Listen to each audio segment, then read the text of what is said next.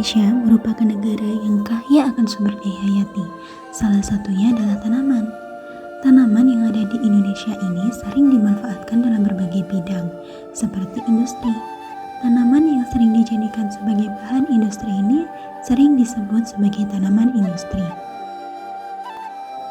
Apabila didefinisikan, tanaman industri merupakan salah satu jenis tanaman yang pengusahanya dilakukan secara perkebunan. Tanaman tersebut biasanya juga berukuran besar dengan waktu penanaman yang relatif lama, antara kurang dari setahun hingga setahunan. Hasil panennya pun sering dijadikan sebagai bahan makanan, minuman, maupun kosmetik, juga mebel. Berdasarkan karakteristiknya, tanaman-tanaman industri ini dibedakan menjadi dua, yaitu tanaman industri semusim dan tahunan. Dikatakan semusim apabila tanaman tersebut hanya bisa hidup selama semusim, atau tanaman tahunan yang dapat dipanen sebelum tahun berakhir.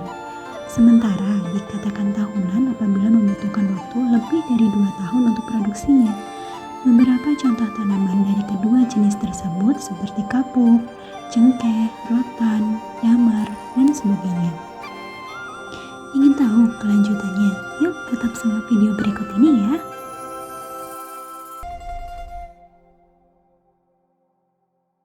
Chrysopokon sisanoides atau akar wangi. Bagian tubuh yang sering dimanfaatkan adalah akarnya, karena tanaman ini mengandung banyak metabolit sekunder. Tanaman ini didominasi oleh senyawa seperti petifon, kumisol, kadanina, kedrena, dan beta-humulina. Selain itu, tanaman ini juga terkenal dengan kemampuannya menghasilkan minyak atsiri atau vetiver oil. Minyak ini banyak digunakan dalam proses pembuatan parfum dan kosmetik karena mengandung ester yang tersusun oleh senyawa karboksilan asam fetininat dan senyawa alkohol fetiphenol. Brassicanthus atau tanaman rapa. Tanaman rapa ini merupakan hasil persilangan alami dari Brassicanthus rapa dan Brassica oleracea. Beberapa kultivar dari spesies ini dijadikan sebagai pakan ternak, namun utamanya budidaya rapa dilakukan untuk dimanfaatkan minyak dari bijinya. Minyak yang dihasilkan dari kultivar saat ini mengandung 65% asam lemak tak jenuh sederhana dan digunakan untuk menggoreng, minyak sayur, dan pembuatan margarin. Minyak rapa juga dijadikan sebagai bahan baku biodiesel akibat naiknya harga minyak bumi. Penggunaan lain minyak rapa ini seperti campuran dalam oli atau pelumas, lak, cat lilin, farmasetika, emulgator, campuran plastik, tensida, dan juga sabun. Syzygium aromaticum atau cengkeh. Dalam industri pangan, cengkeh sering dijadikan sebagai bumbu dalam hidangan untuk memberikan kualitas aromatik dan juga rasa. Cengkeh juga dapat dijadikan sebagai salah satu bahan rokok kretek dan bahan dupa. Minyak cengkeh sering digunakan sebagai aromaterapi. Daun cengkeh yang kering juga dapat dijadikan sebagai pestisida nabati dan efektif untuk mengendalikan busuk batang yang disebabkan oleh Fusarium. Agathis damara atau damar. Tanaman ini dibudidayakan untuk diambil getah atau harsnya. Seringkali getah atau resin damar diolah menjadi kopal. Kopal merupakan getah yang diperoleh dari deposit damar yang terluka secara alami, di atas atau di bawah tanah. Salah satu contohnya di daerah Bogor, kayu damar sering dimanfaatkan sebagai papan di bawah atap karena sifatnya yang tidak awet dan tidak seberapa kuat. Aquilaria malacensis atau gaharu. Tanaman gaharu ini juga sering dijadikan sebagai bahan baku dalam industri parfum dan juga kosmetik.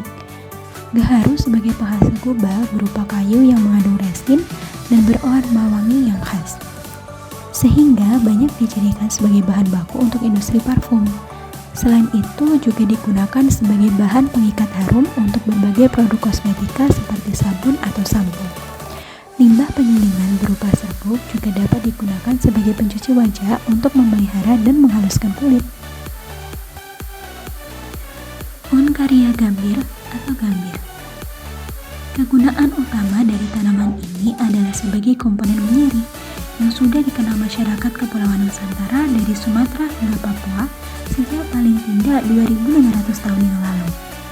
Fungsi lain dari tanaman ini adalah sebagai campuran obat, seperti sebagai luka bakar, obat sakit kepala, obat diare, obat disentri, obat kumur, hingga obat sakit kulit. Gambir dapat digunakan pula sebagai bahan penyamak kulit dan bahan pewarna tekstil. Ricinus communis atau jarak. Produk utama tanaman jarak adalah minyak jarak, tetapi sisa bahan berupa bungkil dan sludge dapat dijadikan dari buah jarak. Turunan minyak jarak dapat digunakan untuk sintesis monomer terbarukan dan polimer. Salah satunya adalah polyester biodegradable yang ramah lingkungan. Minyak jarak dapat digunakan dalam produksi sabun, pengembangan pelumas untuk proteksi beberapa alat dan buku. Ceiba pentandra atau kapuk randu. Serat kapuk dapat diterapkan dalam aplikasi bioremediasi sebagai bahan adsorban hidrofobik oleofilik untuk pembersihan tumpahan minyak. Buah randu sering juga digunakan untuk pengisi kasur, serat kasarnya sebagai bahan dasar matras, lapisan dalam jas hujan, bahan penahan panas dan peredam suara, serta bijinya dapat diolah menjadi minyak pelumas dan juga minyak lampu. Elais oleifera atau kelapa sawit. Nah, ada dua jenis, yaitu Elais guinensis yang paling umum dibudidayakan di dunia dan Elais oleifera yang sering digunakan untuk produksi minyak. Tanaman ini dimanfaatkan sebagai bahan bakar biodiesel, bahan pembuatan mentega, bahan pembuatan lotion dan juga krim kulit, serta dalam bidang kosmetik juga dapat digunakan, yang tentunya bebas dari senyawa hidrokarbon polisiklik aromatik. Salah satu turunan minyak sawit yang dapat dikembangkan menjadi bahan formulasi kosmetik ialah metalik stearat. Dalam dunia kosmetik, metalik stearat banyak digunakan dalam formulasi produk makeup seperti eyeliner, eyeshadow, maskara, lipstick, blusher, bedak wajah, dan juga foundation. Sterculia foetida atau kepu. Kepu atau sering disebut juga dengan kelumpang adalah sejenis pohon kerabat jauh dari kapuk randu. Tinggi dengan batang besar yang menjulang, pohon ini kerap didapati di hutan-hutan pantai. Kayunya sering digunakan untuk biduk, peti pengemas, dan batang korek api, bahan kayu gordin, dan juga atap. Kayu yang sudah tua dapat dijadikan sebagai bahan baku pembuatan perahu dan peti mati, hingga mebel. Kulit buah dapat dibakar terlebih dahulu dan dimanfaatkan untuk memantapkan warna yang dihasilkan oleh kesumba. Biji kepu dulu juga dicap dikempa untuk diambil minyaknya, yang juga berguna sebagai minyak lampu, minyak goreng, atau malam untuk membatik. Selain itu, inovasi yang dilakukan terhadap tanaman kepu yaitu sebagai sumber bakar hayati atau biofuel yang minyaknya dapat menjadi biodiesel melalui proses alkoholisis. Nipah fruticans atau nipah.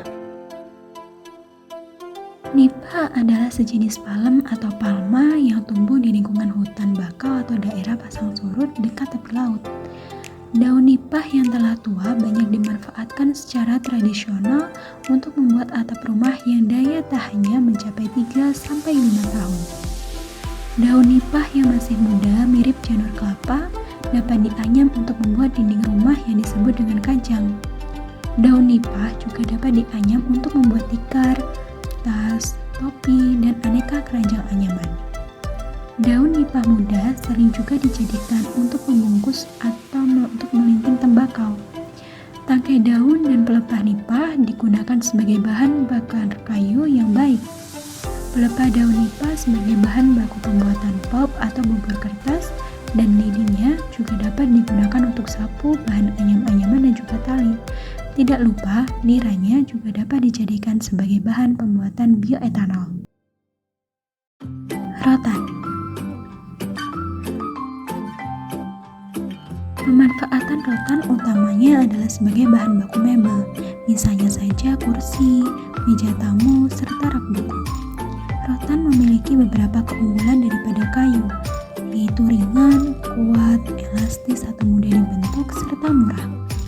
Kelemahan utama rotan hanyalah pada gentangnya terkena kutu bubuk atau pinhole. Batang rotan juga dapat dibuat sebagai tongkat penyangga berjalan dan juga senjata tertentu. Beberapa rotan dapat mengeluarkan getah atau resin dari tangkai bunganya, dan getah ini berwarna merah untuk mewarnai biola atau sebagai menu. Sekian pemaparan materi mengenai keragaman tanaman sebagai bahan industri.